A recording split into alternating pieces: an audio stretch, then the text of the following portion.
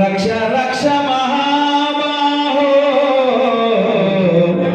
शास्त्री तुभ्यं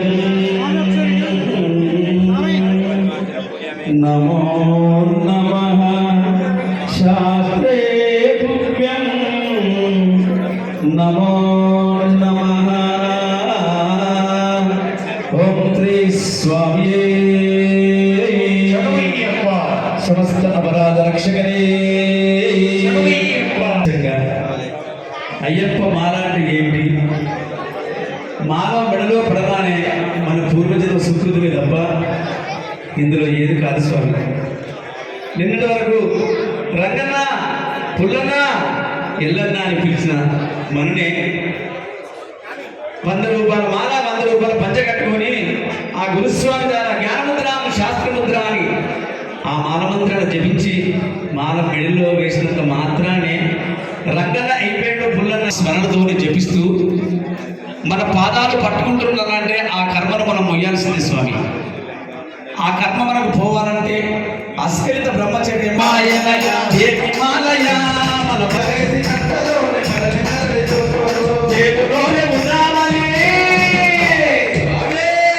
చూడండి స్వామి, నిన్నటిదాకా మనం ఎవరో తెలియదు, మాలల మెడలో పడి ఆ మండపం దిగిన వెంటనే కాలం చూడండి స్వామి.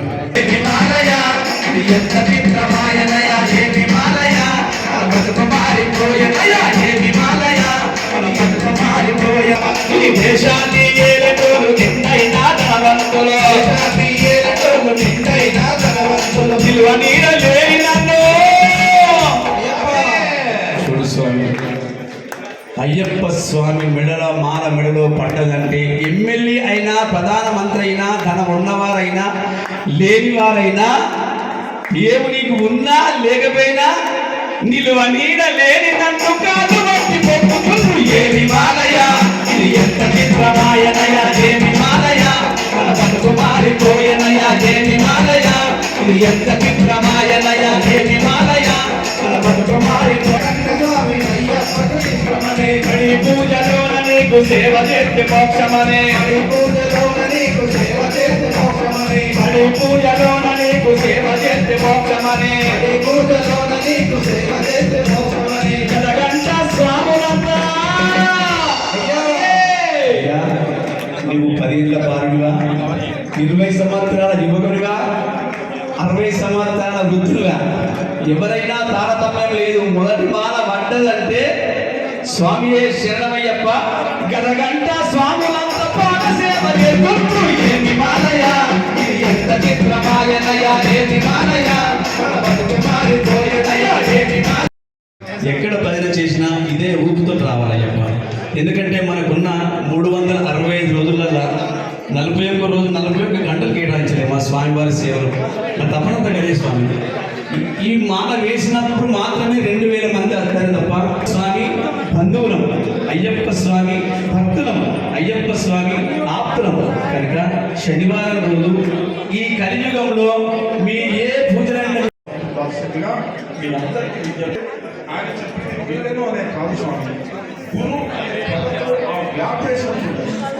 ఆ శక్తి ఉంది కనుక మరి నేచర్లో ఉన్న ఆ శక్తి మిమ్మల్ని సదా కాపాడుతుంది.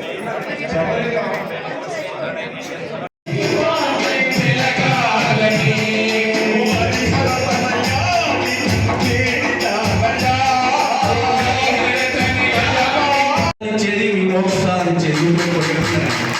మీరు భజన ఖర్చులు కాదు, పొద్దుగాల పనిచేసిన కానీ స్వామియే శరణమయ్యప్ప, ముఖం తోమినా స్వామియే శరణమయ్యప్ప. నిరంతర నామస్మరణం అంటే అది 1000 నామాలను ఒక నామాన్ని పట్టుకొని పని చేస్తూ ఉండండి, పాట పాడుతుండండి. కానీ శనివారం నాడు మాత్రం సాయంత్రం 5 గంటలకు స్వామియే శరణమయ్యప్ప.